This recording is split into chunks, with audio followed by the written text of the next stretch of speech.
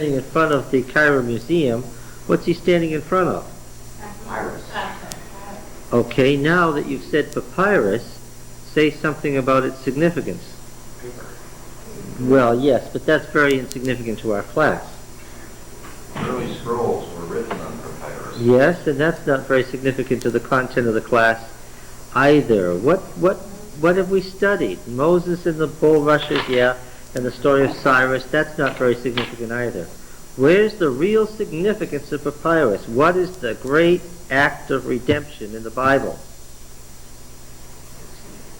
What? Sea of Reeds. Sea of Reeds. Yes, you came really close there. Yam Suf, which is Sea of Reeds. Does anybody remember what this pun, Soph, is? It's not the Sea of Reeds, it's what? Red Sea. No, no, that really confuses the issue.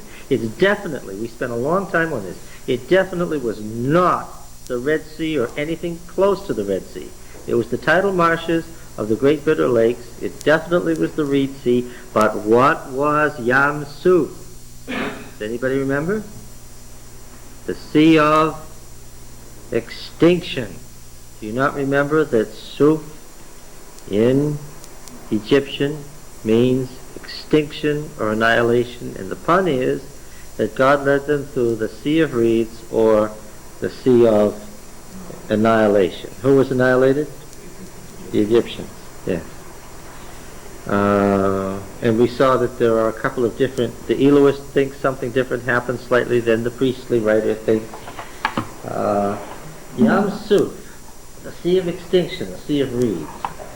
The sea, yes. That, I don't think that I was attending class then, although I might have been and missed it. Is that in reference to the parting of the Red Sea as being the top? There is no Red Sea mentioned in the Old Testament. Suf does not mean red. You know the word for red. What's the word for red? So that's what you're referring to, is that? Okay, let's interrupt you. What's the word for red? See, I caught her now. What's the word for red? Yes, you do. What? Adam. Yes. Not Adam. Well, yes, Adam. What's the verbalization for red? Adam is ground, red clay. So we say that we know that Adam was reddish in color because Adam means red clay. What country are we thinking of? What country are we thinking of? Oh, alas. Red. No, what country are we thinking of? Red. Edom, of course. Adam, Edom. Red. Yes. Red. And when we look at Petra, we have some slides here from Petra, we'll see that it really is red. Okay? So the Red Sea is not mentioned at all. How does it have to be translated Red Sea in our Bibles then? Tradition. Just like we said, the golden calf. Is any golden calf mentioned? No, the golden bull. Why golden calf?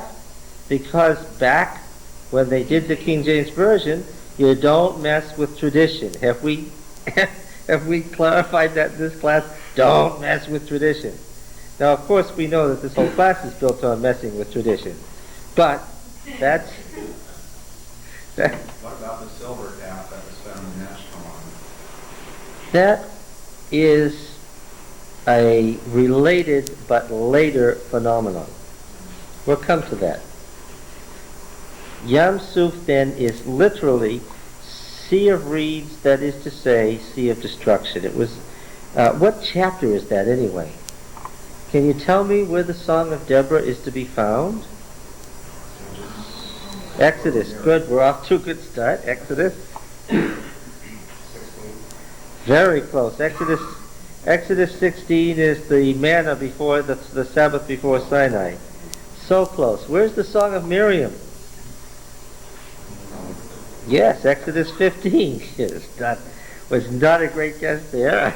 Yes. Exodus 15, the Song of Miriam, you must remember it. One of the most ancient poems in the Bible, predating the prose narrative. The poetry may be part of the original poetic epic. Remember I told you that originally the whole thing, the Exodus, if Moses wrote anything, would have been a long epic poem comparable to Comparable to what? No, the Baal, well, yeah. The Baal epic is in history. The Iliad and the Odyssey is what we're thinking of. Oh, we're already stuck on something? Oh, I know what happened. I pressed the reverse. All right. Now these are at random. These are things from Egypt. What is this anyway? Walls, for sure. Walls where? Say bulls, for sure. Lower right corner. Yes, that's actually, see, I was sort of following a theme at the time. And these two slides have not gotten out of sequence or narrative sequence. When I originally put them together for archaeology class, I really had in mind the slide we just saw about papyrus. What's in the upper register that I was emphasizing in this thing? The guys harvesting the papyrus, yes. Well, the boat was made of papyrus as well. Yes, that's correct. Actually, it's in both registers, isn't it? Now, where is this? Yes, Egypt, yes. You see, this first reel is about Egypt, so the answer is going to be Egypt in all cases, but where in Egypt is this? The Valley of the Kings. This is inside a tomb. Yeah, it's in the Valley of the Kings. Which side of the river, of course, is the Valley of the Kings? East, west, yes. East is the side of life, and west is the side of death. This is in the land of the dead. And the three souls of the Egyptians had these wall paintings to remind it what went on in life. Okay. Look at the bed. It's very difficult to believe, but do you see that crook at the top of the bed? What is that? That's the pillow. That's where you put your head. Ah, yes. Right here. After sleeping on that all night, we understand why Pharaoh was so grumpy. And then the chest and the throne being carried, the people carrying the throne. This is of some import. Where are they taking these things? Well, you can tell by what the women are doing where they're headed. Is this a happy day? No. Well, what kind of a day is it? It's a funeral, but it's not that unhappy a day. Why? We have to remember, where are we? We're in Egypt, where death is what? Transition. Transition to a different kind of life. Yes, keep that in mind. Now of course, when we get to the underworld, who are we going to meet? The Pharaoh's going to meet Osiris, Lord of the dead, of the underworld, the god of the dead, the Pharaoh of the underworld, the Pharaoh of the dead. And he's going to be united with Osiris forever, of course. Osiris the one seated? Yes. Yeah. With us, is he both a woman and a man? Well, all the gods are, of course. You understand that. What do we have here? The significance of the thing on his finger, crossbar and a loop. Yes, the Ankh, as in Tutankhamun. Amun brings life. Okay, we know that which part of Tutankhamun is the word Amun? This is not a trick question, it's Amun. The Ankh is life. It's the symbol for eternal life. And what did they mean by eternal life? Come back. Beyond. They meant by eternal life the fact that when you die, you keep on living. Yes, that's right.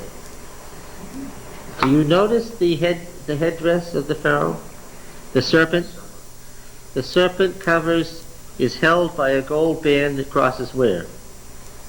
Over the forehead. Catch it? Where the high priest's crown had the holiness to the Lord. Oh, look it. Here's the Pharaoh riding on the serpent. The serpent is what now? A symbol for what? The river. Specifically in Egypt, what river? The Nile. The serpent has what? We've got to remember. Yes, and when it floods, what is that? The opening of the serpent's wings. Yeah. The winged serpent. Notice this one in the upper register too. See the Pharaoh in the upper one with the serpent crooked around him? Wearing the hemhemet, the feather crown. So you consider flooding bad? What? Flooding is not bad. No, it's good. It brings life. The annual Nile flood was looked forward to, prayed for, and the rituals were carried out to make sure it happened. There were no houses or inhabitants in that floodplain. Wrong. No. Ironically enough, the Pharaoh's palace and the Sphinx and the great pyramids and the causeways that led from the flooded Nile to them were all of granite for this reason. All right? The one that bought the floodplains. No, often it flooded the ground floor, but they lived upstairs. But what was interesting was the great-bodied Egyptians lived in mud brick houses. And what happened in the Nile flood? Your house and your village floated away every year. That would tend to make you think in terms of cycles, wouldn't it? How long is this house for? Till the next flood, when it's carried away, and we'll build another one with the new silt that the Nile brings down in September or October. What? The Nile flood was in the fall, as opposed to the Tigris-Euphrates flood, which was in the spring. What is the physical explanation for this strange phenomenon? Sources of the rivers. Yes. They had the rains of Ethiopia. The rains of Ethiopia all summer, as getting into those upland marshes, acting like a sponge till they finally overflow, as opposed to the melting snow on the mountains, the Zagros Mountains. Well, you know the story of the Sphinx. The Sphinx was the Egyptian form of a cherub, right? Cherubim. Okay. Long history, interesting history, but nothing of terrible significance to us right here. These are not, just to reiterate, that on the roof of the tomb are stars. That's the sky. What is in this register is writing. Do you all understand that? The first form of writing was pictographic. You understand the principle of pictographs, where the heart represents what? You read heart, but you mean? Mine. No. Love. Oh, wow. Okay. Right. Yes. Where the picture stands for an idea and also a word. What's that say? I don't know. Never took that, thankfully. Arrow. This is how they began to unravel pictographs. Very, very late in Egyptian history, by which I mean the 26th or 27th dynasty, way down in the time of the Ptolemaic kings, the Greeks, the descendants of General Ptolemy, Alexander's general. After Alexander died in 30 BC, and his empire was divided into the four parts of the four generals. They had developed then a syllabic form of writing that still used the symbols for the words, and later on they developed an alphabetic form, which is the first sound of the word was represented by the sign. Now it happened that somebody in this late period had put on a stone in the little village of Rosetta in the Nile Delta a story. And the story was in hieratic and demotic and the old original pictographic. And a young French scholar, when Napoleon Bonaparte's armies brought this back from his Egyptian campaign, began to read this. Now he knew what the hieratic and demotic said. He didn't know what the pictographic said.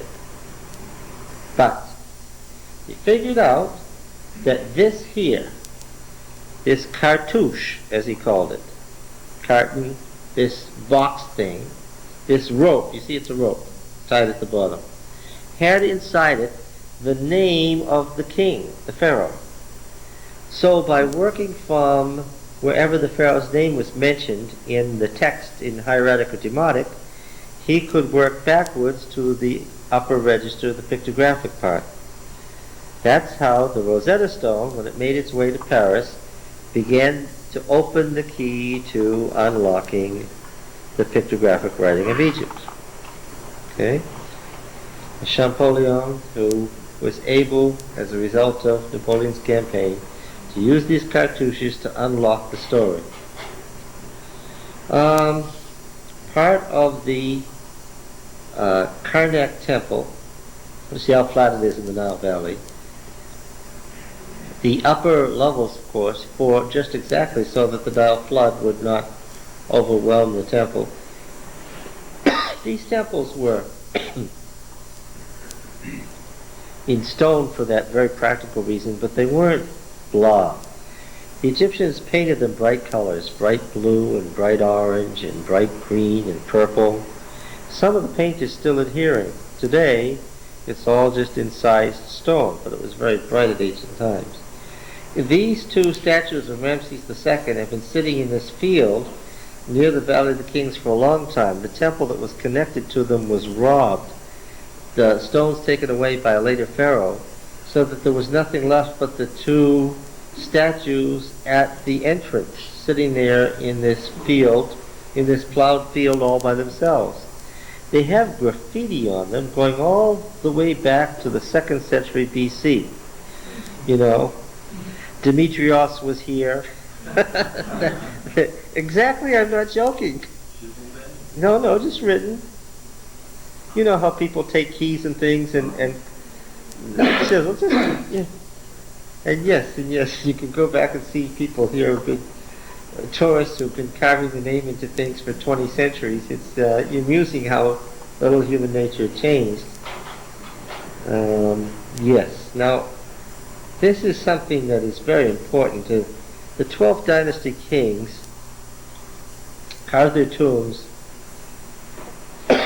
into the rock above Beni Hassan. And these 12th dynasty tombs have in them some pictures of 19th century and 18th century Semites coming to Egypt. Why is that of interest to us?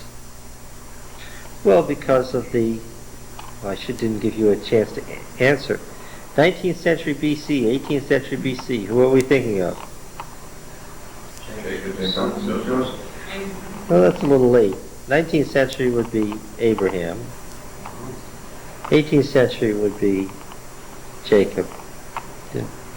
So when we see these Semites coming, we remember of the wave of Semites that carried the patriarchs to Egypt. And there's a record, isn't there, that all three patriarchs went to Egypt during their life.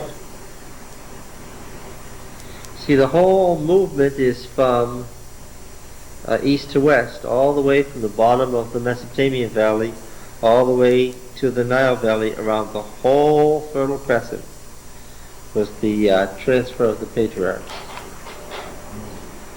Incised here, not painted on, but incised on the wall tomb. There's a lot of work in that, isn't there?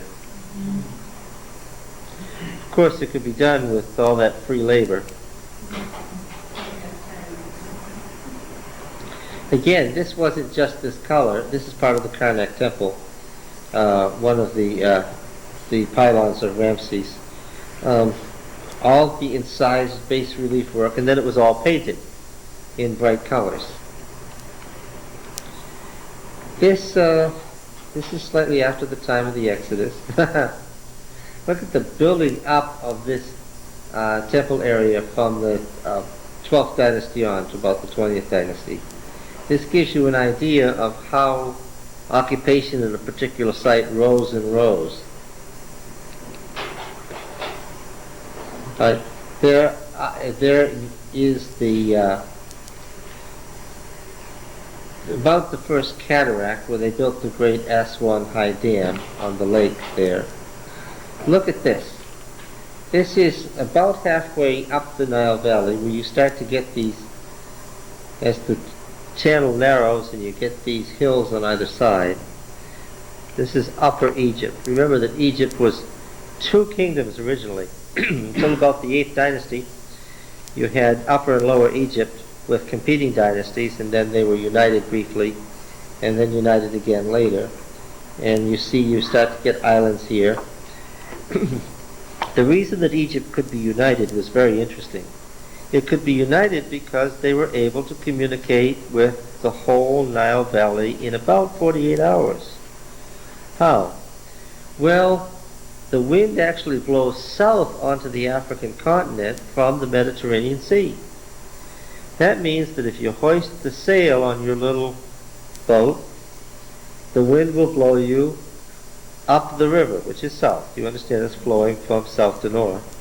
So you can go upriver on the prevailing winds. On the other hand, if you want to go the other direction, what do? Lower your sail and let the current take you. So the vizier or the pharaoh could get instructions out in 24 to 48 hours through the whole 600 miles of the Nile Valley.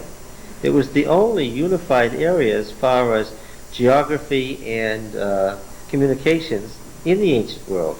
That's what made Egypt, Egypt, and made it so insular from the rest of the world. Now, when they did these great works, like the 3 great pyramids at Giza, they actually did the excavating in Upper Egypt, that is the southern part, way up in the just south of the highlands where they could get granite. Remember, they needed this granite so that when the Nile flood came, their great temples wouldn't float away. What we have here is the picture of an obelisk that had been cut out. Why would anybody take the time to do this? Well, the pharaohs could order it. Why?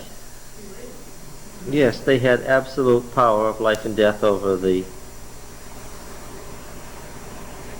entire, because they were not the representative of God. What were they? They were God. What happened here is most unfortunate. Do you see it? It's enough to make a slave's heart sick. Down here in the lower right-hand corner, what happened to this beautiful piece of granite? When they got it all the way separated and moved it, it cracked. Well, there's another space right beside it. What did they do? They started over, of course.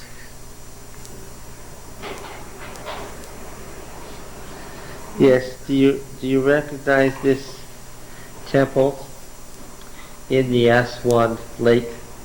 This thing actually goes underwater every year now. What's that line up along the cliffs? That's the high water mark, yes. Yeah, the Temple of Abydos that disappears every year and then reappears when they let the water out. Basically, it's covered with mud now. It's very disappointing, but it also shows how that stonework would survive when nothing else would. It's another on the island picture of it. Is that only because they put the dam in there?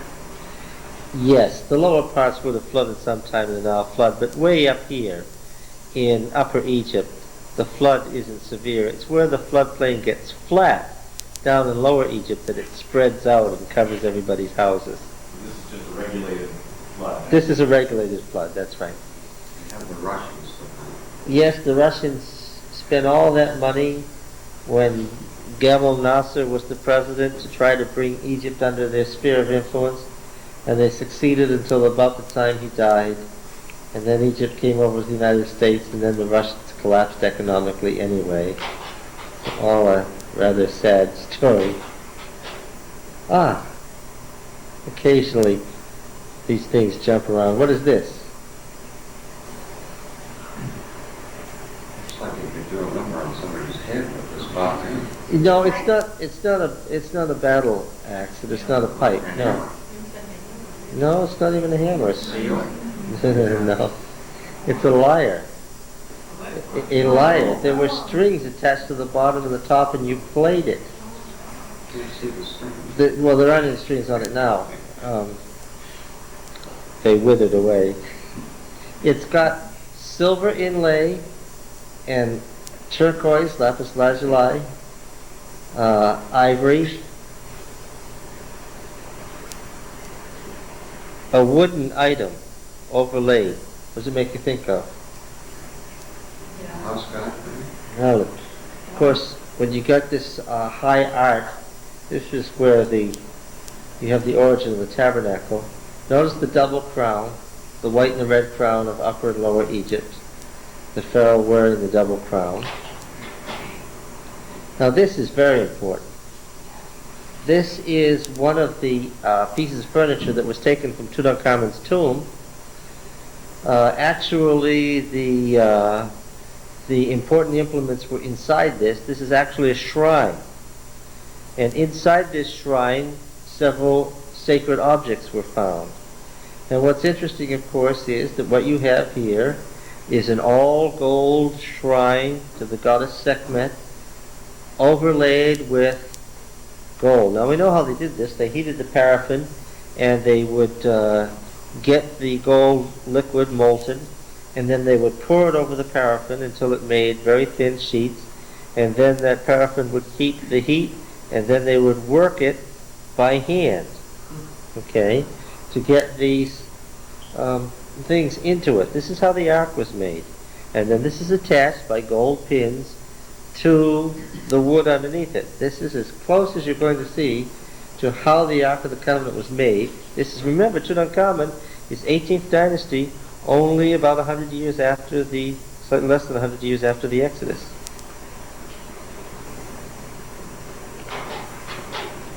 Oh, what are all those things around the top? Can you see? Can you tell well enough to see? They are all uplifted cobras side by side. The snake being the ultimate symbol of life there. Why was the snake a symbol of life? Well, what did the snake have? The power of life or death. If the snake didn't bite you and you didn't die, what had it given you? Given you life. And you'd say thank you. And you'd go worship the snake god, of course. Very early item, a potter making pots. Now, here's a much nicer view. Do you see the snakes with their jewel encrusted, uplifted heads holding the sun disk on the top? Yes. Yes, up at the top, right at the top. Above the door and again up the top.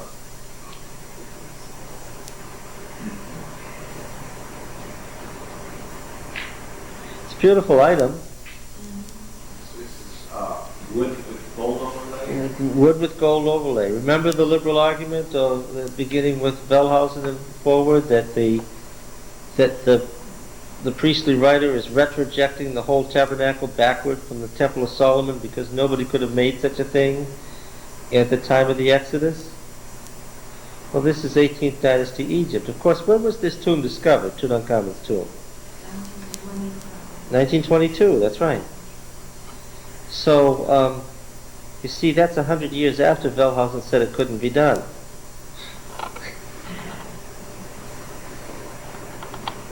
Yeah. The point is that it could be done, it was done. And the description of the tabernacle, as far as how they made stuff, what they did, fits very well with 18th dynasty Egypt.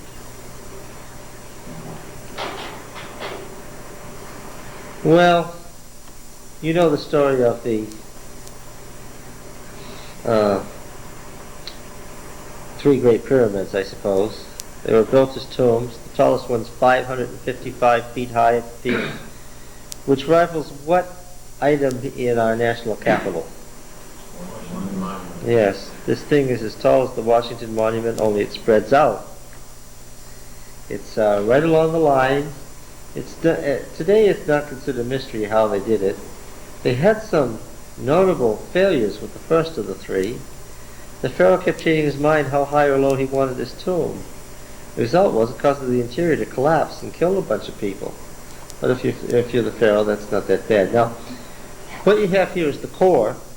Then over the core, there was these granite blocks. There's only a little bit of them at the top. What happened to them all? Yeah, they didn't fall off. They took them for later monuments. They were stripped off. And over that, there was polished granite. Pink granite, green granite, and gray granite. And on the sides were this polished granite with the face of the pharaoh produced by these three colors. So on top of everything else, there was this giant picture on the outside. Oh yeah. Folks liked it, so they took it.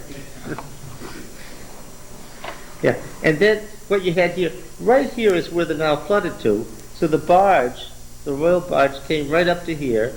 Then you got on the causeway, which was above the water, and the processional went to the temple. Of course, these were built as temples. Did I not just say they were tombs? Yes, I just said they were tombs. Therefore what? Yeah, well, the tomb of the pharaoh is a god. When he dies, he's one with Osiris, so that tomb is a temple. I think I mentioned to you that building these three, let's go back a moment. Building these three pyramids was a disaster for the old kingdom. The three pharaohs, father, son, and grandson who carried this out, bankrupted Egypt. The whole place fell apart. The first intermediate period, which lasted nearly 200 years, was the result of building these three pyramids. It exhausted them totally. This was the high point of their culture, and after that, the first known strike is in Egypt. Folks laid down their shovels and said, "We don't have any food, we won't work."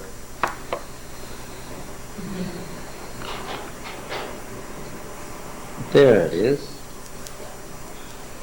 The yard, do you see the papyrus on it?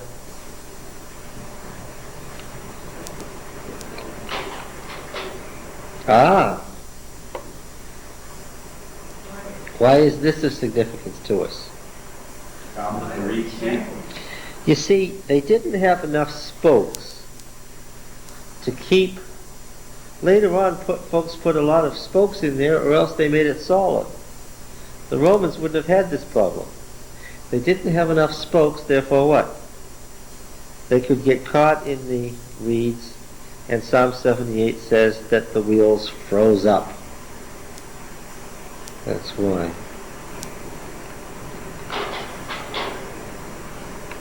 Now you all know what that is. That's Tutankhamun's funerary mask. One of the great pieces of art in the history of the world.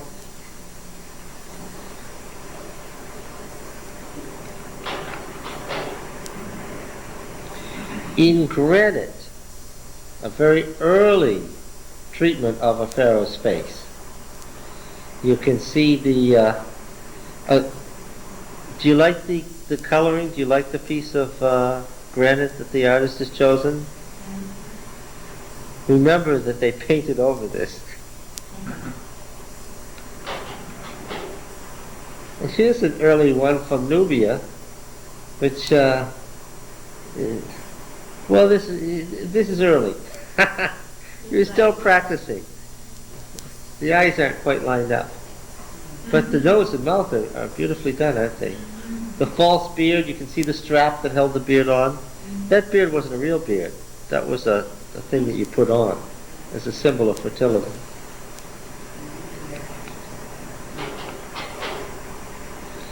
One of the oldest things found in the Nile Valley, in the Chalcolithic period, beautiful ancient bowl with some animals. Is it a gazelle? Nobody knows for sure.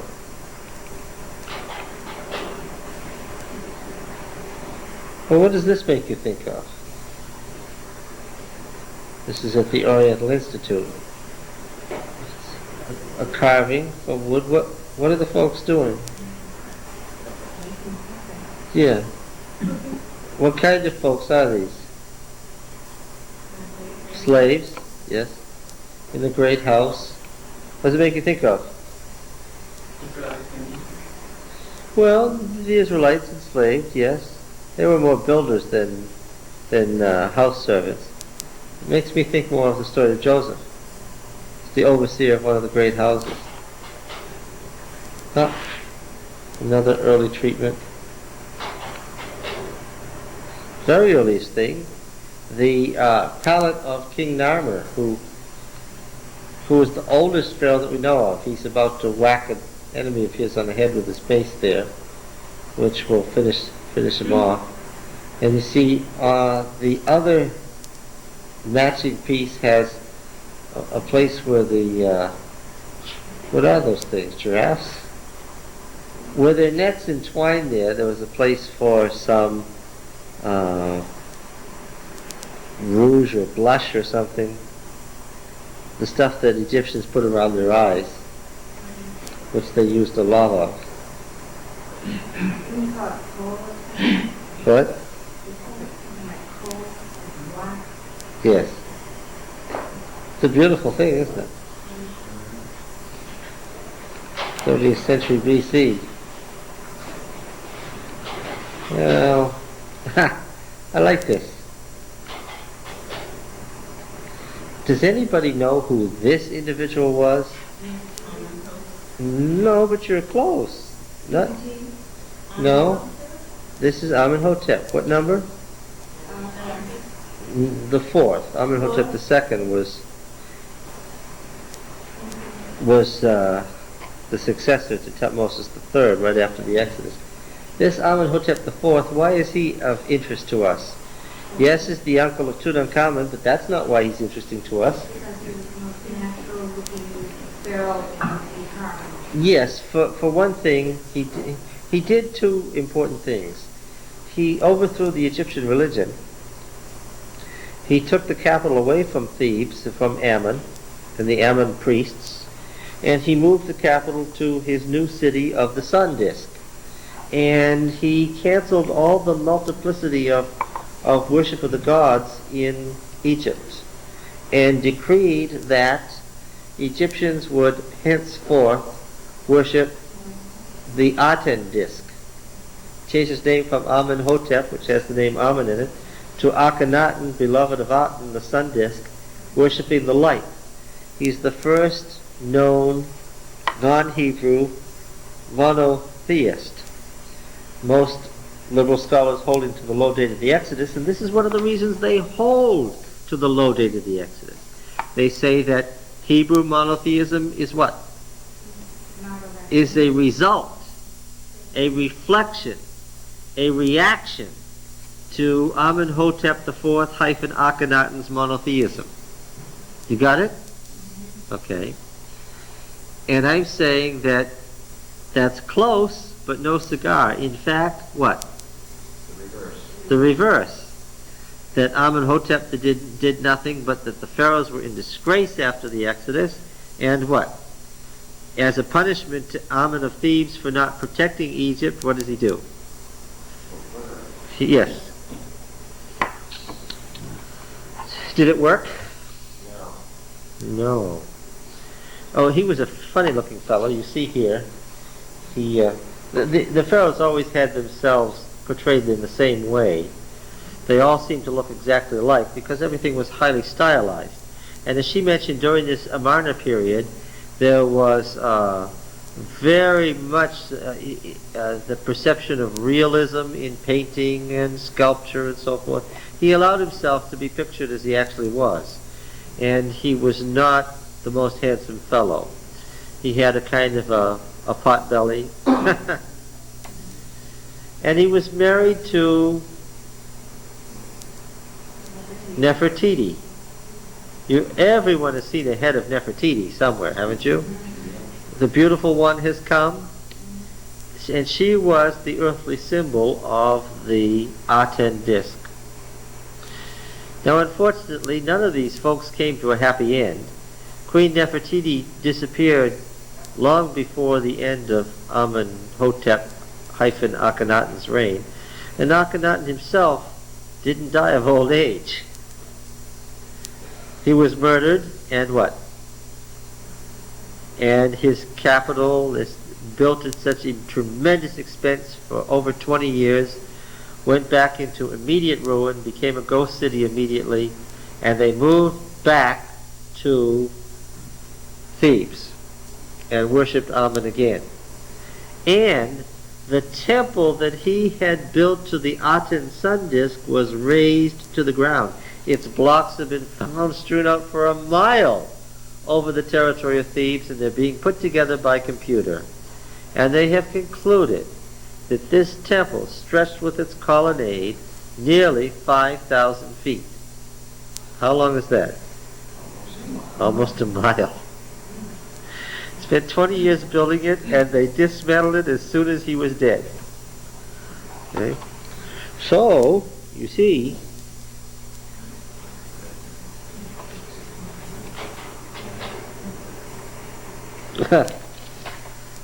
some jewelry.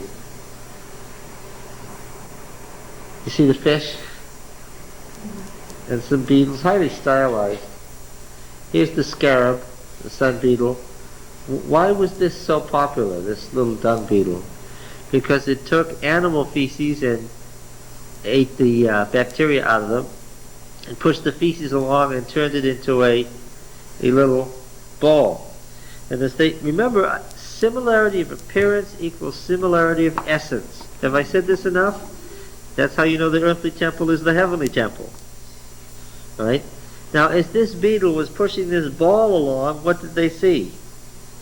They saw the sun moving across the sky. And so, they figured that the sun was moving across the sky because what? A big heavenly beetle was pushing it, and so they worshipped dung beetles and ate them and all sorts of stuff. Don, why is that funny? What?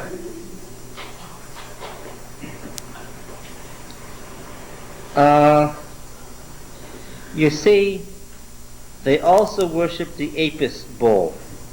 Now the Apis bull certainly has a relationship to the Canaanite El. Why a Canaanite? Why a relationship to the Canaanite El? Because the Canaanite El, what was his symbol? El, the bull of Jacob, right?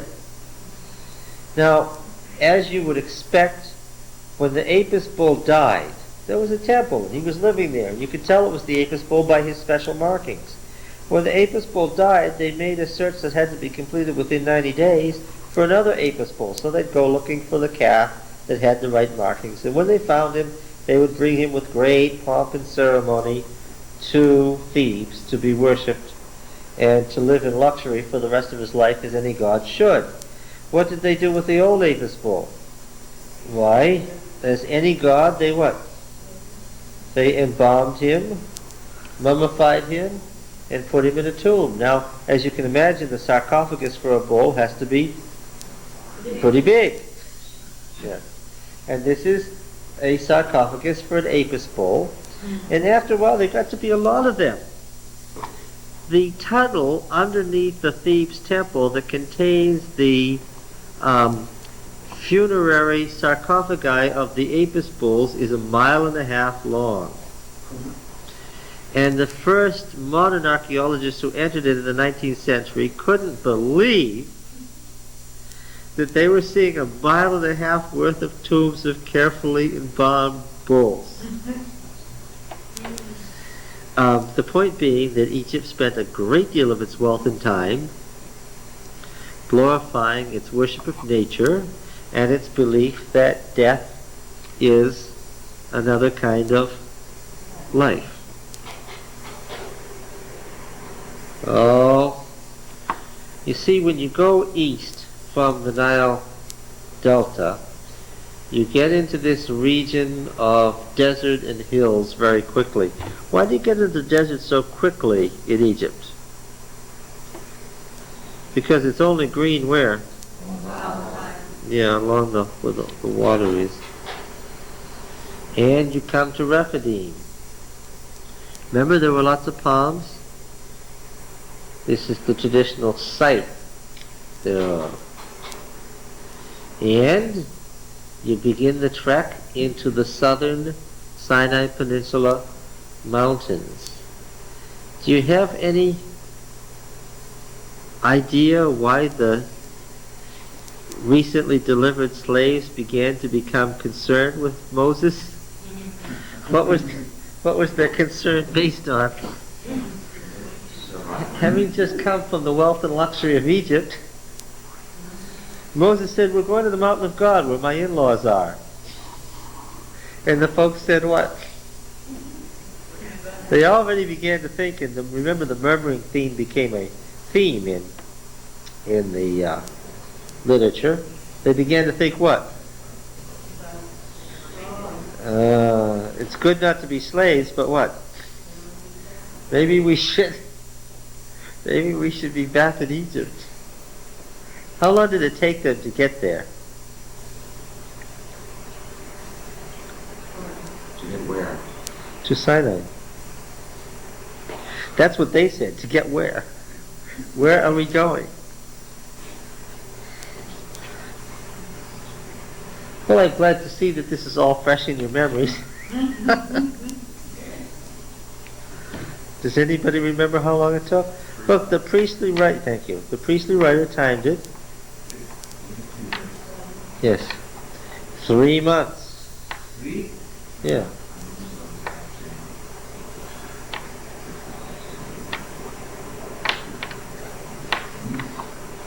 This is the assumed pathway. 3 months? Well, it's not even, it's the reason it's the assumed pathway is it's the old Egyptian road. It's the only way you can get there. If they went that way, this is the way they went. 3 months walking or 3 months in the car? No. About 4 days in the car. 3 months walking. Of course they had children and flocks and herds and stuff. And look at it. Part of it. Yes, They went over this. yes. Wow. Remember my telling you? Remember my telling you that you got to see the terrain before you understand why they were complaining? Yeah. Their feet hurt. Yes, yes. The road was With the better. rain.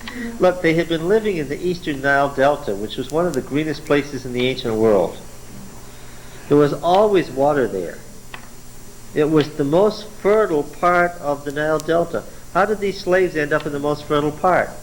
Because of Joseph. That was the idea. He gave his father and brothers the best territory. So they were living in this really, really, really rich, luxurious area, and they were enslaved, which was very unpleasant. But they had lived there all their lives. They had never been out of Egypt. Therefore what? And the Egyptians were fond of telling tales, a lot of which have survived, about how awful the rest of the world was. The Egyptians would tell people, if you ever left Egypt, there's nothing but an awful desert out there that eats you up. So, then in a good news, bad news joke, God delivered Israel, and the next thing they found themselves in was here. And there were lots of Hebrew slaves wondering if here was a good place to be. And finally they got there. Where is this? This is the base of Sinai. So this is where they still find the man out there? Yep. Absolutely right. And where bushes still burn. Is there rocks that still have water coming out? Yep. Is there lots of them or just a couple places? Well, enough so that if you know the desert, the Arabs there say you can find them fairly easily, go from one to They another. say the rock that Moses... Well, that's an interesting story. You see, on the side of the mountain, you do have a great spring. Happy that you mentioned it. What did Constantine's mother build here? by the way. Oh, I wish I had a picture of it. If I had an overhead projector, I'd bring in a book and show you. Constantine's mother converted to Christianity. Do you remember this story? Her name was Catherine. The monastery of St. Catherine. Has anybody ever been there? Anybody in this room ever been there? They bury the monks for a few months until their flesh rots away, and then they pick up their bones and they put them in the charnel house. And these charnel houses were not that unusual in the ancient world. And I tell you, it is a shock. You turn the corner and you're confronted with skulls to the roof. They separate out the bones. Here's leg bones to the hip, leg bones to the ankle. Here are feet, here are skulls, here are fingers. It really is a shock when you're not expecting it. Now, Saint Stephanos, this monk from the 3rd century, when the monastery was built, and he was one of the first abbots, said as he was dying that he wished that he could always stay there and guard the mountain of God. Do you see this coming? As you turn the corner into the charnel house, guess who you almost fall over? There he is with his bones wired together, still in his abbot's robes, sitting there to this day. Yes. There's no way into this place. You get, because of the marauding bands, this is after all the southern Sinai Peninsula, and because of the water there, it's entirely walled, and there's a basket and a winch. If you get into the basket, I'm talking about basket, and they winch you up. It's entirely, yes. This is a little Arab chapel. Remember the war with Amalek? This is the Arabs' traditional site of where Aaron and Hur held up Moses' hands while Joshua fought the Amalekites. You hard to fight anybody with those stones there. And there's the monastery, of course. Now you can go up. You can go up. It's only 3,000 steps. But they're big steps, and they're up. When you get to the top, you know you've gone up. Oh, there it is. I didn't know that I had a picture of it. That's the way in. That's the elevator in right there. Yes? A basket comes down out of that. Do they charge you? Yes, they do. I looked at the crosses painted on the sides, and we usually paint crosses where people have died. I thought about that. What was found here, of course, by Tischendorf in the last century was Codex Sinaiticus, the great Greek manuscript that bears witness frequently to a purer text than the Masoretic text that we use in our Old Testament. Many times where you see that your Bible says that the Hebrew's unintelligible, and it says compare with Septuagint. If you read the Masoretic text, it has that ornate S, which is Sinaiticus. Tischendorf got about half the book. When the abbot realized that he wanted to take it, he wouldn't give him the rest of the pages.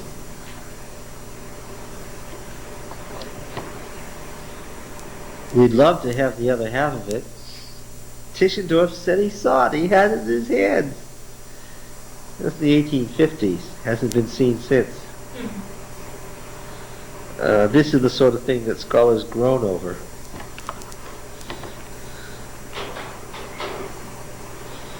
There you are inside the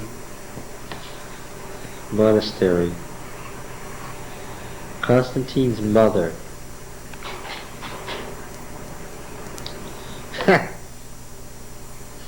This is supposed to be the burning bush.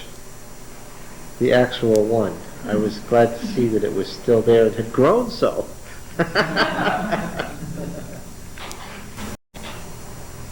And there's the peak of Jebel Musa, the mountain of Moses, behind. And the abbot with one of the ancient manuscripts. Tischendorf took his half away to Germany and never brought it back. And he had signed a letter, which they still show you, saying that he would bring it back. And they're still annoyed.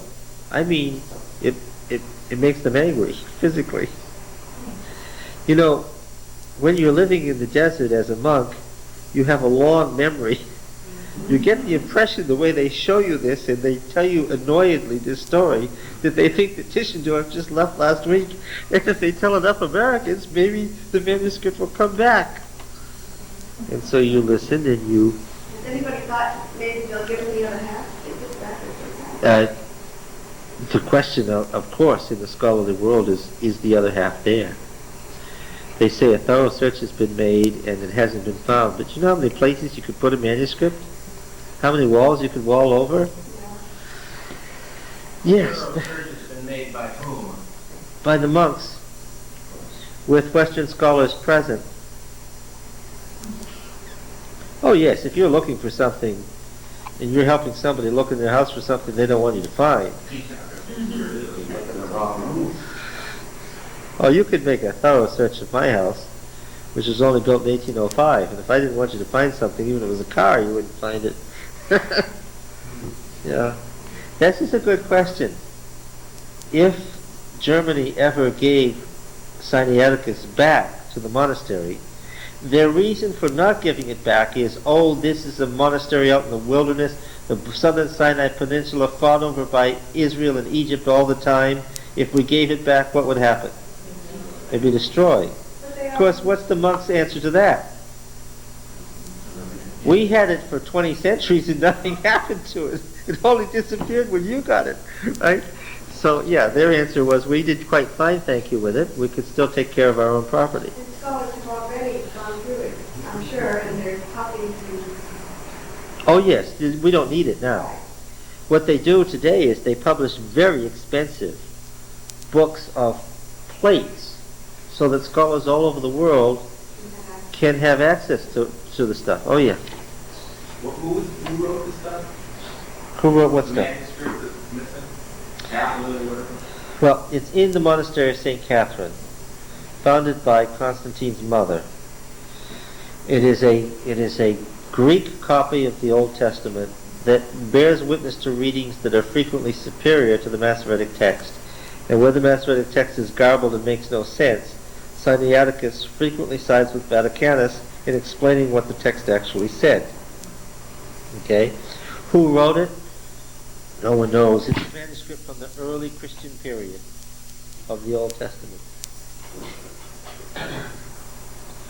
This is allegedly the very, very rock that Moses struck. And you see, they explain to you that the water wore that away there from sprouting out of the, just spilling out of the rock there, it ate it away. All right? Now, of course, as a guest, as a traveler, you always accept everything that you're told and express great interest in it and pay a small fee and, of course, take a picture of it. What you don't do is laugh. You're too far from home to laugh. And there is the plain. Why is this plain of interest to us? Because as the traditional site of Sinai, if this is the correct, and it's been the traditional site since long before the time of Christ, then what? This is where the war camp would have been laid out in its original form.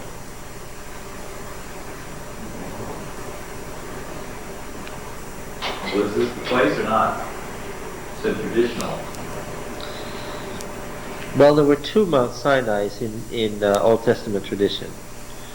One only 10 days from Kadesh Barnea, and one in southern Sinai. Which one was that? And this is the one in southern Sinai. So you can take your choice. We've seen that there's more than one route of the Exodus, isn't there? What Do they both have planes like that, the mountains? Yes, the other one isn't as impressive though. And there's looking down on the monastery.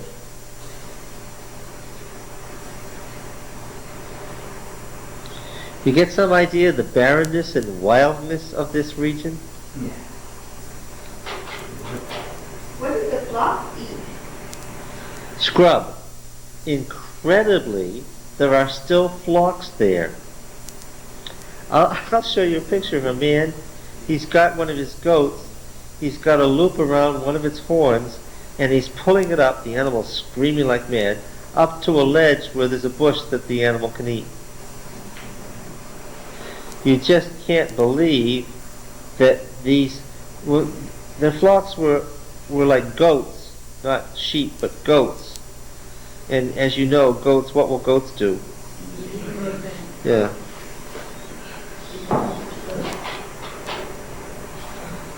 There's the chapel at the top with the cleft, the chapel down in the cleft between the two peaks of the mountain.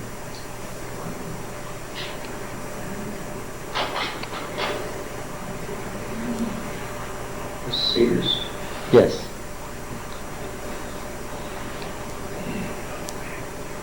Artificially watered? Yes. There's the little chapel, Chapel of Moses. This is the highest peak. You can see for miles in every direction. And the wind blows and you know you're on the top of a mountain.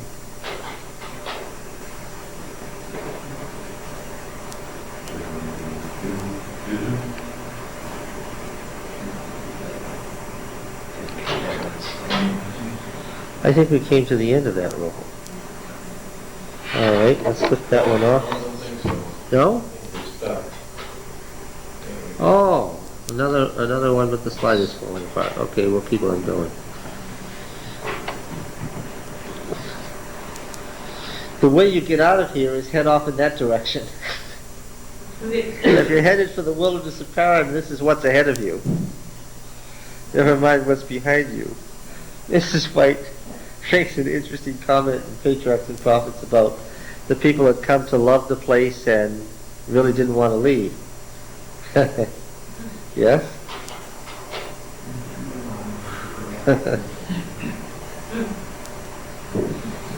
Yes. Do you remember Moses saying to his brother-in-law, come with us and be our eyes and ears because you know how to move in the wilderness? Yeah, I can see that. And finally you break out in the north in the plains of the wilderness of Paran. Think of manna and quail and wandering around.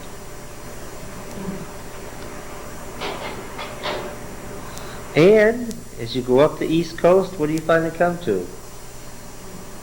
You actually do come to the Red Sea, and you come to the Gulf of Aqaba, and ultimately you come to the port of Eilat.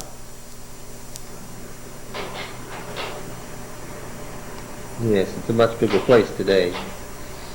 Alright, well now, what happens if you go north of Eilat as they did? Do you remember?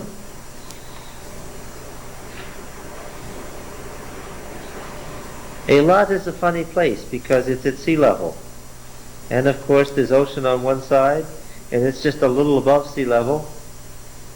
Highest point is about 100 feet, 200 feet above sea level. And then what happens? And then the ground drops back down again, because what? This is the great rift in the surface of the earth, right? And the ground goes down. This is the Arabah, south of the Dead Sea. To the left, you go into the Negev, the desert south of Judah. To the right, you go into Edom.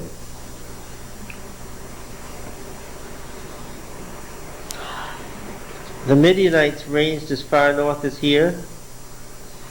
This is where the Midianite temple was discovered, about 5-6 years ago.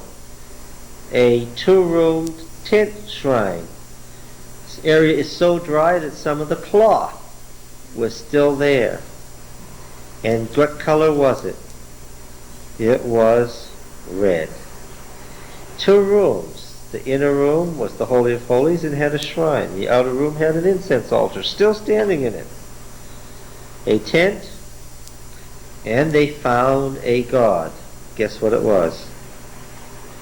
A bronze serpent, 16 inches long. Yeah. Wrapped around. It was obviously a cult object that once stood on a pole. Should make you think of what? In the area of Midian, Moses what? Made the bronze Something that serpent. had been lost and abandoned or something? Yeah, a Midianite tribe that had a tent shrine there. They tried to date it? What? Did they figure out how old it was? Yes, it was 12th, 13th century BC. And when did they find it? About 5 years ago. Really? Wow. You can look in Biblical Archaeology Review and see beautiful pictures of it. The serpent is right on the cover of the journal. How long, which issue, how long? Well, about 5 years ago. 5 years? Do you all know what Biblical Archaeology Review is? Does our library get that? Yes. We have all the back issues? Yeah, do we have back issues? So handy having a librarian in the room.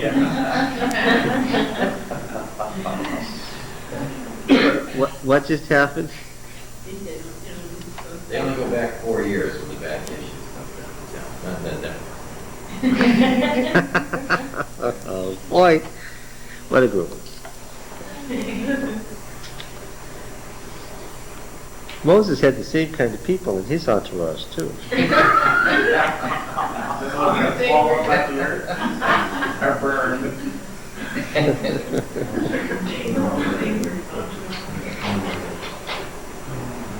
Now, we're going to come back to this region, and I'm going to spend a whole 2 reels on just this area right here. And we're still working on the first reel, and there are 12 of these, so we're going to have fun. This is Mount Seir, the hairy mountain. Remember Esau was a hairy man, and Mount Seir is the hairy mountain. And where did Esau go to live? Mount Seir. This was the capital of the Edomites. Their capital city is right up there at the top of that mountain. Yes. One of the kings of Judah, we'll go into this in some detail, marched all the folks off the edge of the cliff. The Edomites thought so. Remember there was a perpetual enmity between the Edomites and the Hebrews? Though you plant your nest among the stars, from there I will bring you down, the prophet said. Not a description of American space stations. That's how I first heard it explained. Can you believe it? No, a description of their capital city up there. More of the mountains around the Arabah, this great split in the... This is now east of the Jordan. There it is. There still is to this day one way to get up there. And one way only. Look, the capital of Jordan is Amman, from the old word Ammonites, right? And in the capital of Jordan, there is a beautiful hotel, the Philadelphia Hotel, named Philadelphia because the Roman name of the city of Amman was Philadelphia. It was one of the 10 independent cities east of the Jordan called the Decapolis, as they are mentioned in the Gospels. So when we were on our way to Petra, they said, it's okay there is an outlet of the Philadelphia Hotel at Petra. They'll be able to serve vegetarian meals there. Now, I've been in the Philadelphia Hotel. It was one plush hotel, just as plush as you could expect anywhere. We got to Petra, and the outlet of the hotel is visible in this picture. Right next to the ruins of the Temple of Artemis is, see the tent? That's Nazel's camp, there to this day. And built into the rock in Petra are these carved caves. Now, do you see this coming? You have a choice of a tent, which rises to about 150 million degrees in the daytime, or you can get one of the rooms in the cliff and live like the Nabateans did. There's no air conditioning in those cliffs. And the air is dead. You walk through and you feel like you've suffocated and gone to the netherworld already. And the vegetarian meal was rice and water.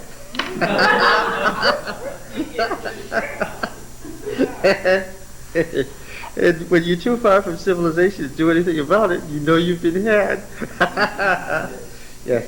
But we were there, and after all, the Edomites lived up on the top there, and that's what we came for. So,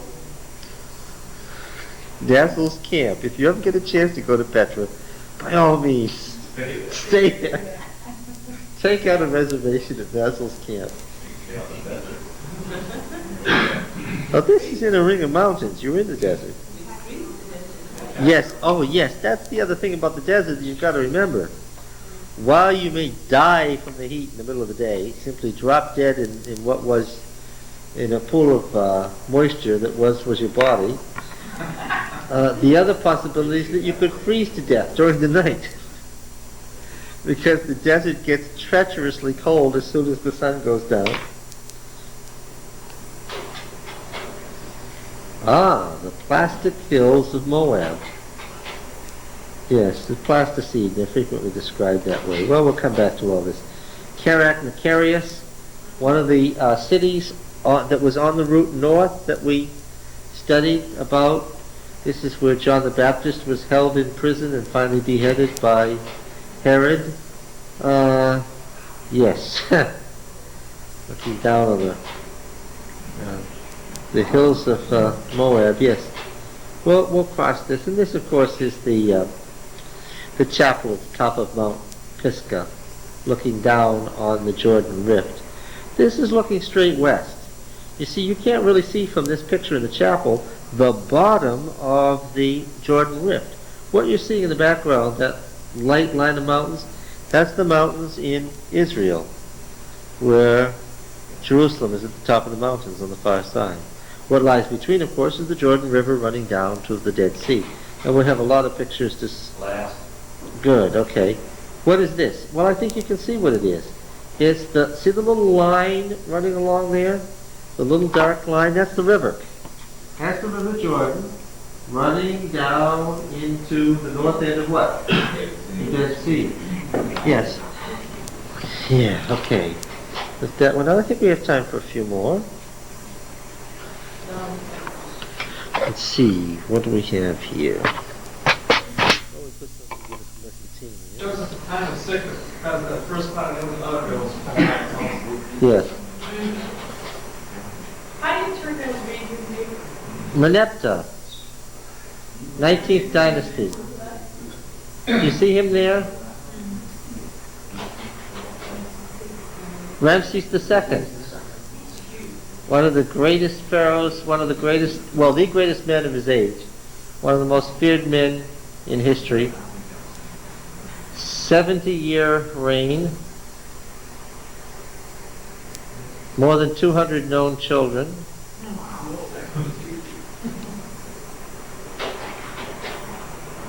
Seti I, 19th dynasty.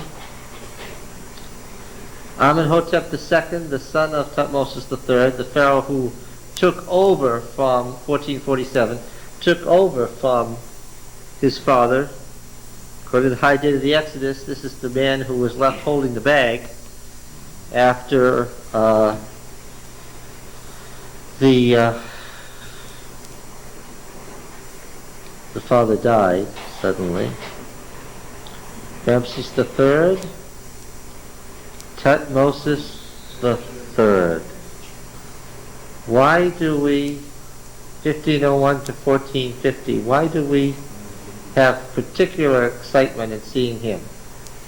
He's the one that took the place of Moses. Yes, he is the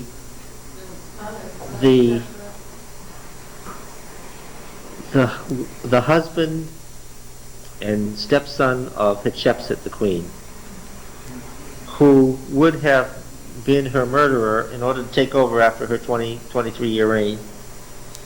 And this would be the Pharaoh of the Exodus. This is the man. Now, if that's true, our Moses could have been lying here instead of him. Yes. Oh, instead of heaven. Well, he made the right choice, huh?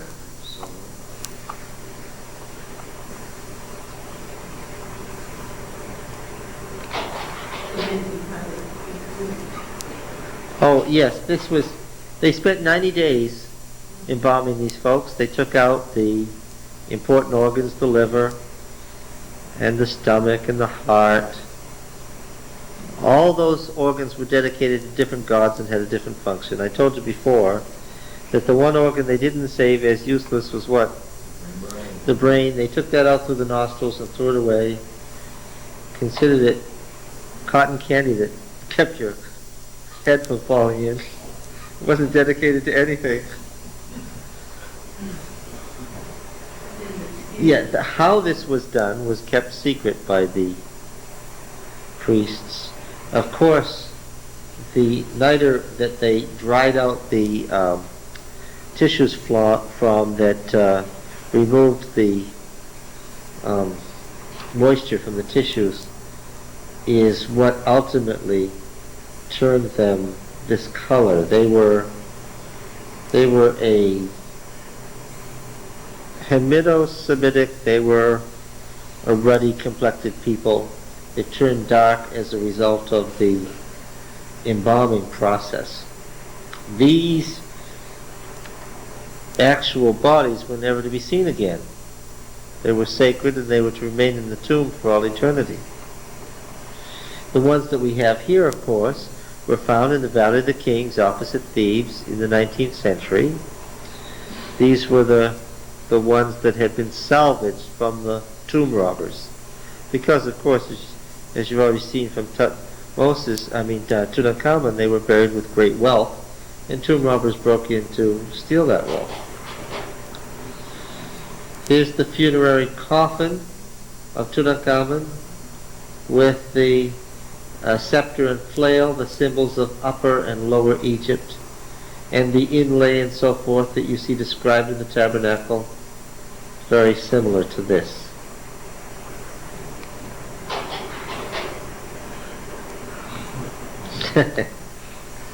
The hippopotamus god, I like this. Don't you like the tongue and the big ivory teeth? Yes, the inlay over the wood. The gold has cracked a little there, and you see the wood underneath it. What kind of animal is that? The hippopotamus. It's sort of a stylized hippopotamus with the ochre around the eyes. He's all dressed up as a god should be. And, yeah, with makeup. Mind you, they kept animals like this. Made them up and everything. Look at the little touch of red in the corner of the eye. I love that tongue. This was really high craftsmanship, wasn't it? Tutankhamun's bed.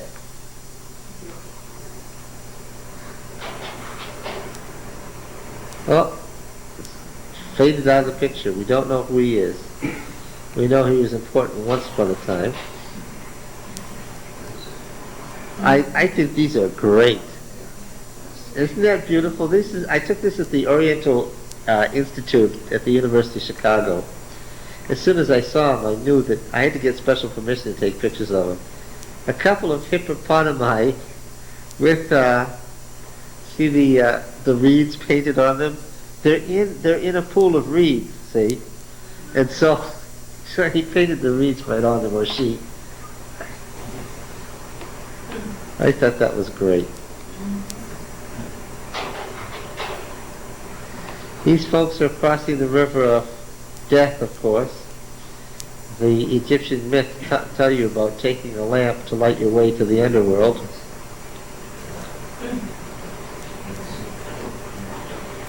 The ore and everything, huh? This is a beautiful piece too. See, it has a place for the to loop the thing to carry it with a handle. You could pour out of its mouth. Tutankhamun's tomb again. Alabaster. The women look better than the men do. That's a generally held opinion. Good. Their features seem to be different. More delicate, you mean? You sure those are women? Yeah, they're women. Maybe not.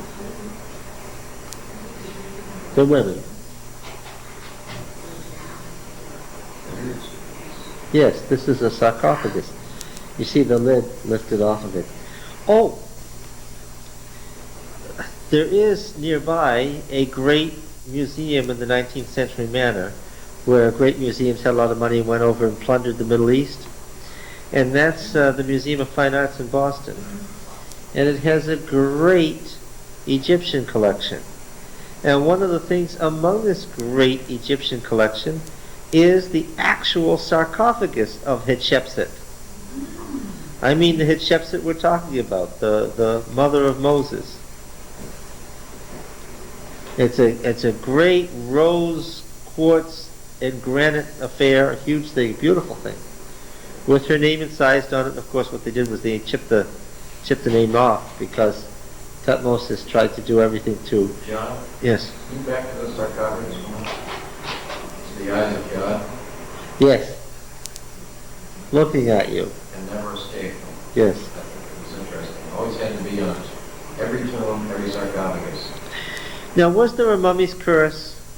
It said if you broke the 7 seals and went into Tutankhamun's tomb, the terrible things would happen to whoever did it, and then all sorts of folks died. Was there a mummy's curse? Probably so. What was it?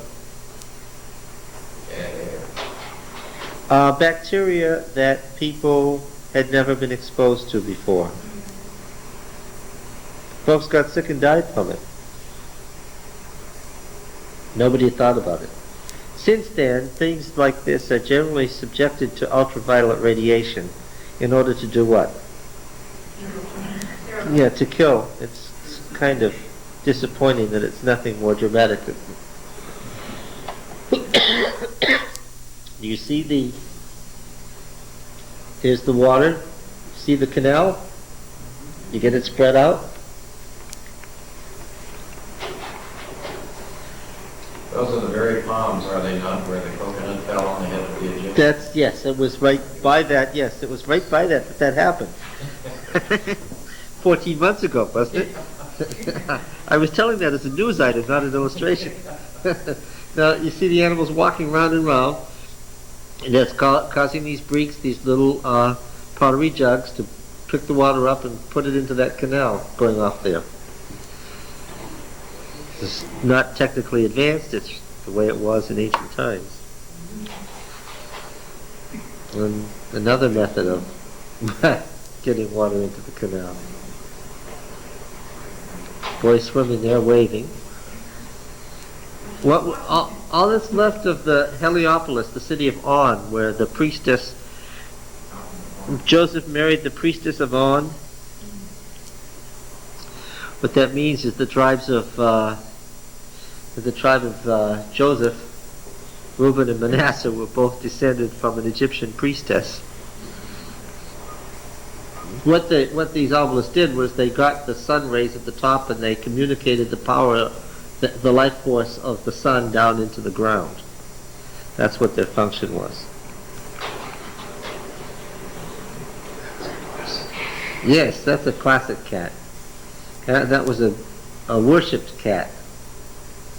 Why do cats so specialized in monsters? Oh, because they seemed to have divine qualities to the Egyptians. The aloofness of cats, you know. Black cats were worshipped, that's why we think there's something bad about black cats. And the pyramids lined up there off in the distance. And getting close. See the, that's why I like this picture. See the telephone pole over there? Gives you some idea. You can't climb up it anymore. They used to let people go up.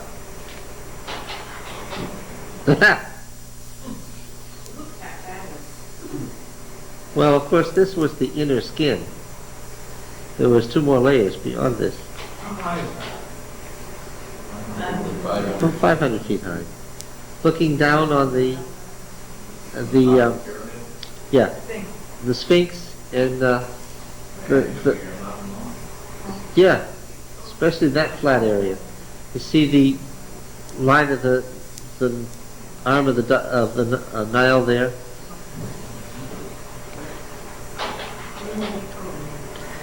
The tombs of the officials were built right around the pyramids. These are the bench tombs. What did they call this little hole that came out the top where the thing went in and out? They called it the throat, or the nephesh, the soul. That's our Hebrew word for soul. The first Egyptian pyramids were nothing more than Mesopotamian ziggurats. And here's the oldest pyramid, the Pyramid of Zoser. Let's see, 1, 2, 3, 4, 5, 6, and then 1 is in the underworld, 7 levels. Remember that? So that the top of that represents what? Heaven. And the one that you don't see underneath, the base, is what? The underworld. So that's the whole cosmos right there.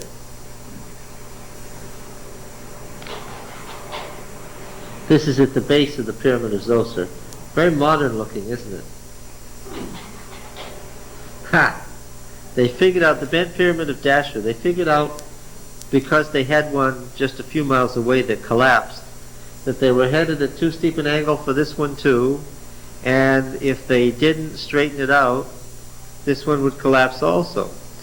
We hear all about pyramids and all the mystic value of pyramids and how the pyramids were built by spacemen and so forth, right?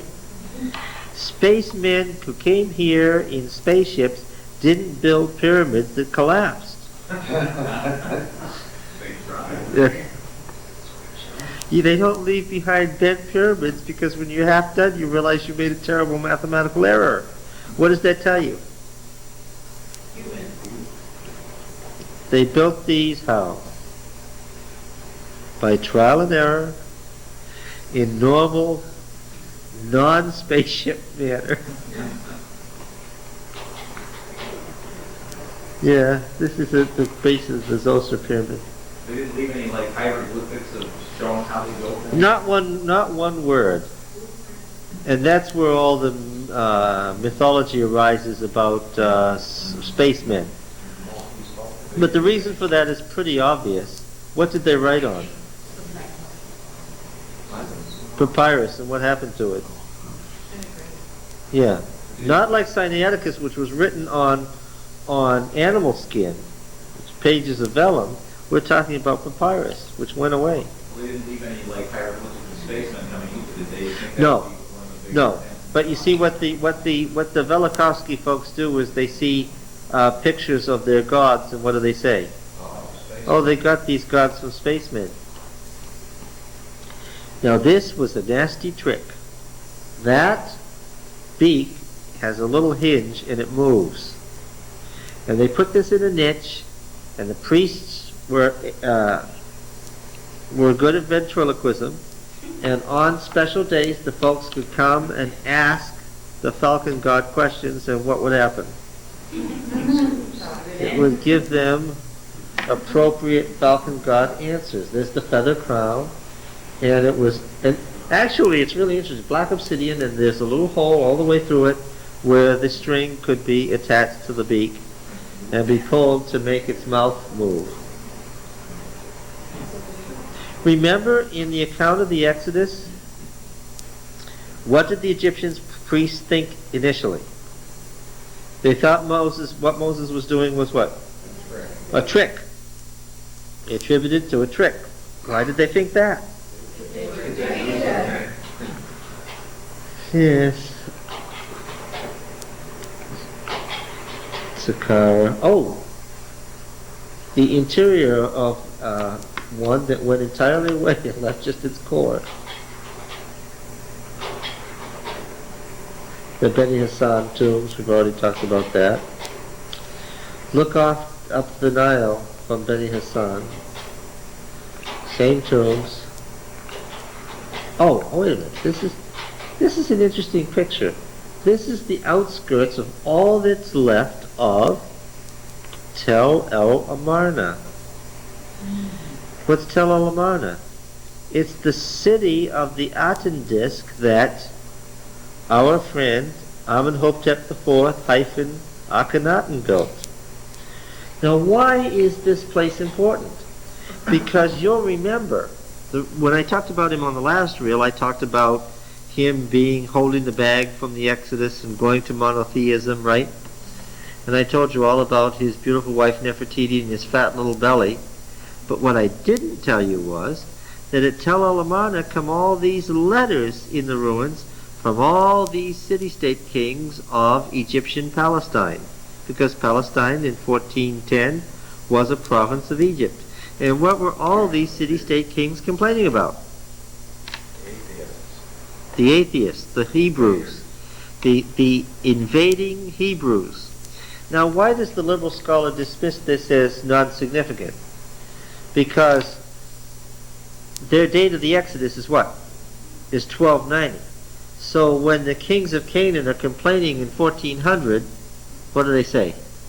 Has no relationship to the Exodus of the Bible. And we're saying what? Yes, not only does it have a relationship, it's the very Exodus of the Bible. It's the invasion under Joshua that these kings are complaining about. This is how we know where the Hebrews went, what kings they conquered, and it tells us a lot of stuff about the protective measures and the alliances of the Canaanite city-states to try to save themselves from the Hebrew invasion. Okay, and this is all that remains of the central hall of Akhenaten's palace. The one that was 5,000 feet long? No, that was a temple. In the same area? Yes, right in this area. And this is where the Amarna letters were found, right in this palace complex right here. Even as a ruin, it's not very impressive. Some people there's the central hall. It was right in this complex that the Amarna letters were discovered. It's not much to look at. The Horus's tomb, remember he was born in the underworld at Abydos. It's not anything that we need to worry too much about. Oh, the slide's going. These are all different pictures of the temple at Karnak. This temple was under continuous development for over 1,000 years. There's the papyrus and lily, the symbols of Upper and Lower Egypt. This is the hypostyle hall, and you see that the outer skin of these pillars are coming off. This is all carved with little pieces of paint still adhering.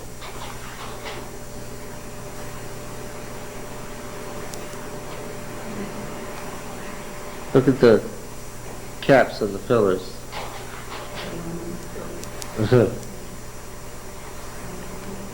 Yes. See, everything is incised all the way up. These installations let air in without letting the sun in. Now this was the best I could do because of the light. This is real important. One of the bodies we looked at and passed over was Pharaoh Meneptah, one of the first ones. Now Meneptah wasn't just anybody. He was one of those important pharaohs who went up to the Orontes to fight with the Mitanni, and he came back, and this is a wall relief of his great victory. Whether his victory is so great or not remains open to debate. He's got an enemy there that he's trampling on, and he's got in his hand cords that go around the necks. Here's the hand, there's the cord, going around the necks of all those he conquered. Okay? Why is this wall of Pharaoh Meneptah from 1220 BC so very important? Because of all the cities, or many of the cities in the Palestine. Yes. And what else?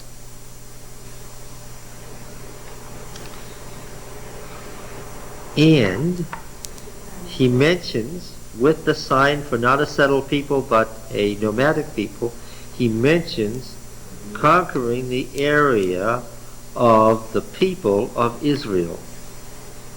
Now why is that important? First mention of Israel. First mention of Israel in history, outside the Bible. Meneptah's wall relief, first mention of Israel. That'd be one I'd be bound to show again. Ask what it is. The Hathor goddess. Oh, golden calf. Yeah. Suckling from the udder there. Let's see. The Avenue of the Sphinxes. These walls were originally all plastered over and painted. The sacred pool at the center of the complex. What happened to these folks in the lower register? Getting further into the temple. Every pharaoh just kept adding to it and adding to it. It got longer, and you see it just sort of goes and goes. All little chapels for different kinds of holidays, some national, some personal. All very complex theology. The big one is the pharaoh, the smaller one is the wife. See between the legs there? That's the wife. Relative importance is what's shown there. Okay, very stylized.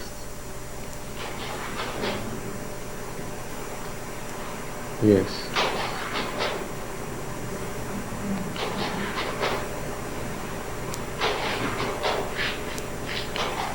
I don't think that... Oh, the Ramesseum. This is interesting. This is a funerary temple on the west side of the Nile, built by Ramses II so folks could come over to this side, the Valley of the Kings, and worship him when he was dead.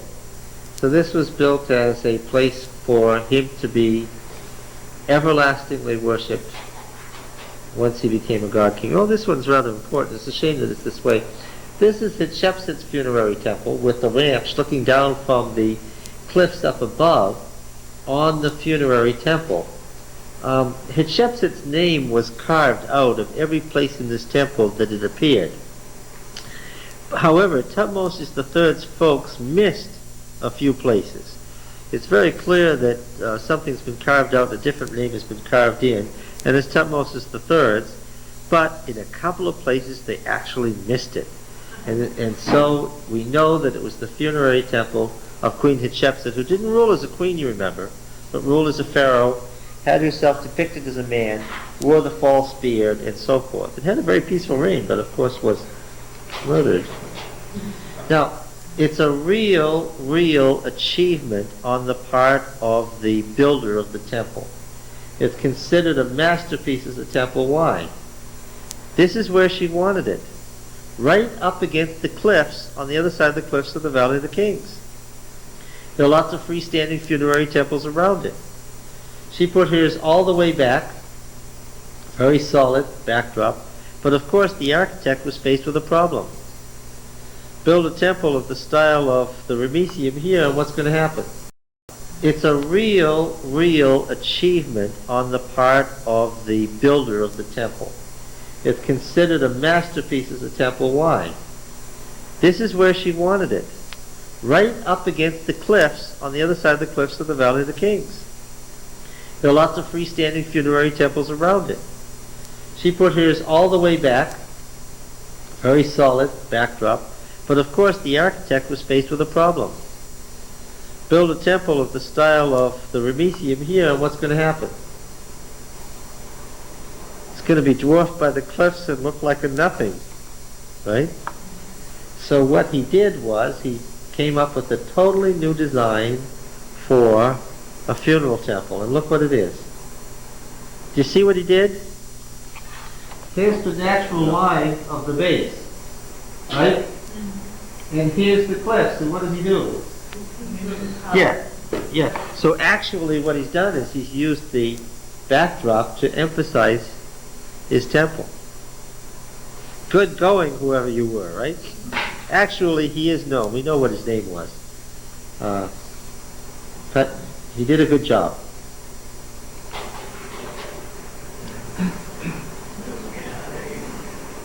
You have to go out to the side there to get a good picture of it. You get it from this angle and you've got this sad tourist road up to it. Okay. The Egyptian Antiquities Department didn't do such a good job. Okay. What you really need here is some lights, right? It's a shame they didn't put telephone poles in too. Alright, this is going into the Valley of the Kings. And this is the other side with the same lights as you put in there. And here's some. This is actually in Tutankhamun's tomb. That's the man himself there on the right. You remember that he was only 19 when he died, so at most, I think he was about 19. So he didn't live to be very old. Look at this.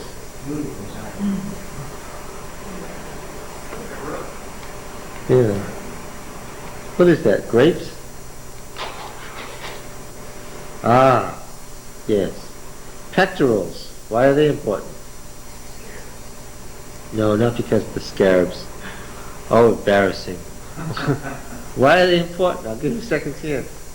Because of the relationship to what? To the breastplate. I knew you knew that.